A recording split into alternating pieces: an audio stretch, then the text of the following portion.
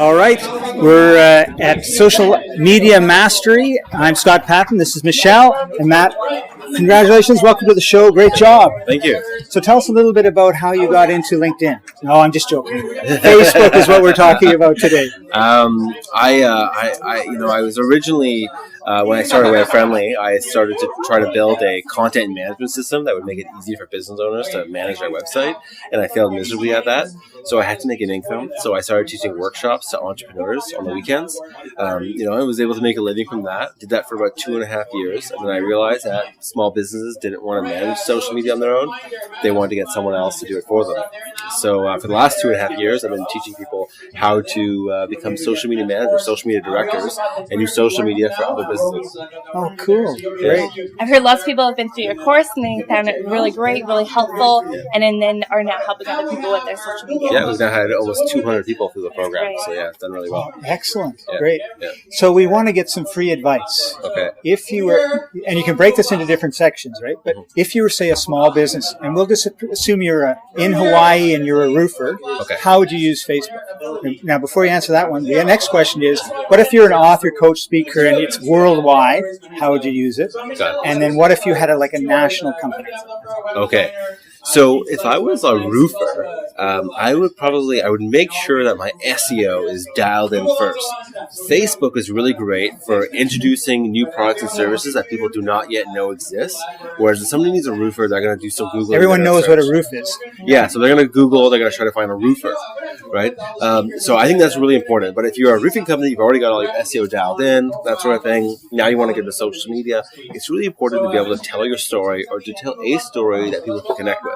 Roofs are not sexy. People don't really want to hear about roofing all the time, right? So you got to figure out how else you can connect with your audience. So figure out what you're passionate about as an entrepreneur, and then create a story around that. Now, does that have to be related to roofing, or would it be, if you were like to surf?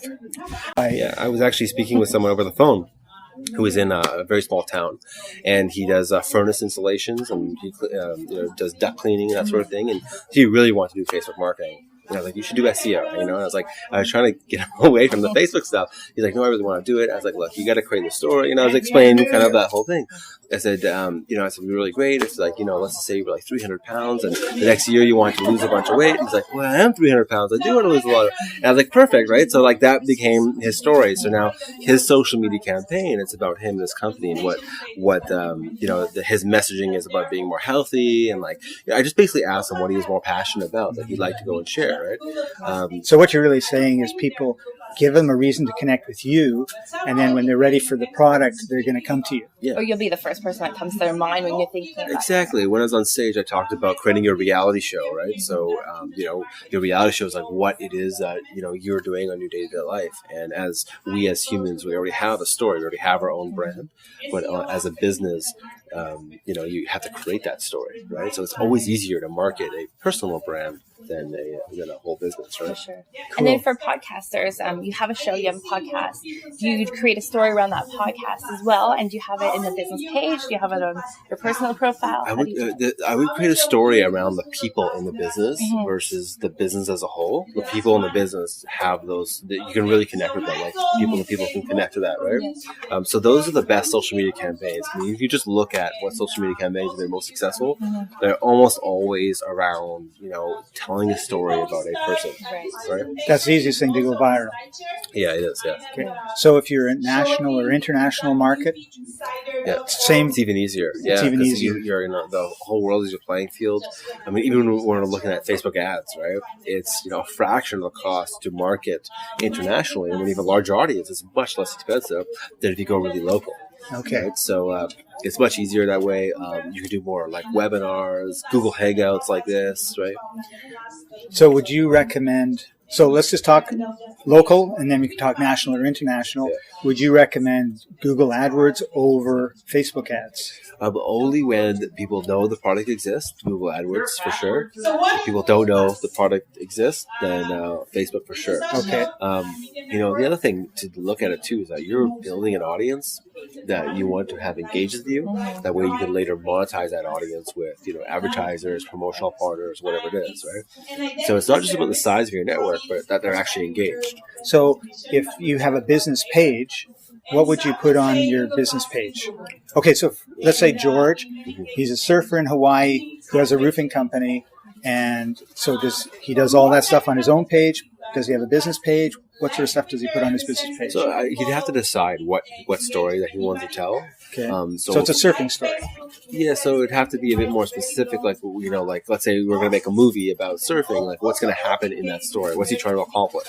You can't just post pictures of surfing because it's just totally irrelevant to the roofing side, right? But if part of his roofing business is that, you know, he's also raising money for charity by doing a surf competition or something like that, right? Okay. And that is raising, you know, as part of his business. He has to connect those two stories together, right? So it can't just be about talking about anything random in that case, right? So you have to figure out what is the end goal, what are you trying to accomplish, how are you going to measure that success? Aligning with the higher purpose. Yeah, or just having a goal in your campaign, so that way at the end of the day you can look at it in 3 months, 6 months, or a year and say, did we accomplish our goals or not? Because if you're just kind of posting, you don't have any goals, then you never know. You know, for me, like when I'm doing services for other businesses and I'm doing their marketing, we get really specific on the goals, because I don't want them in 6 months to say, you know, your work was horrible, you didn't do a good job, you know, all that kind of stuff. I want to be able to say, look, our goal was this, this, and this, and here's how we accomplished it, right? I mean, we didn't hit all the goals, but we hit 3 out of 4 or whatever. Yeah, we're moving forward. Yeah, right? So, great. So do you have any, because we're really coming to the end of our time together, what would be the number one tip you'd want to give small businesses for using Facebook? So my talk today was focused primarily on using Facebook without any ads. But the real thing is that ads are it, right? So I really recommend getting into Facebook ads and learning how to use that. There's just so much inside there that you can use. Today I gave away my workshop called the Facebook for Brands workshop. Is this going to be aired live today? Or it's aired live right now. Yeah. Okay, great. So if you want to share that, you can. And also your URL. Yeah, so it's webfriendly.ca/Udemy, and the promo code is SMMastery, and I'll give you free access today only to the Facebook for Brands workshop. Otherwise, it's normally $200 for people to purchase online, and there's a full 25 sessions and a full session on Facebook advertising. Wonderful. Awesome. Great. And so webfriendly.ca, if you want to know more about Matt, head over there, connect with him on Facebook, but you're also on LinkedIn and Twitter. Yeah, everywhere, yeah. Google. Yeah, you just Google my name everywhere. and you'll find me. Yeah, that's right. Thanks for joining us today in the podcasting booth. I enjoyed your presentation, and it took away so many little nuggets that, you know, I was pretty good at Facebook, but there's so many more things that we can do to add to our profile. So thanks. Thank you. Thanks, Matt.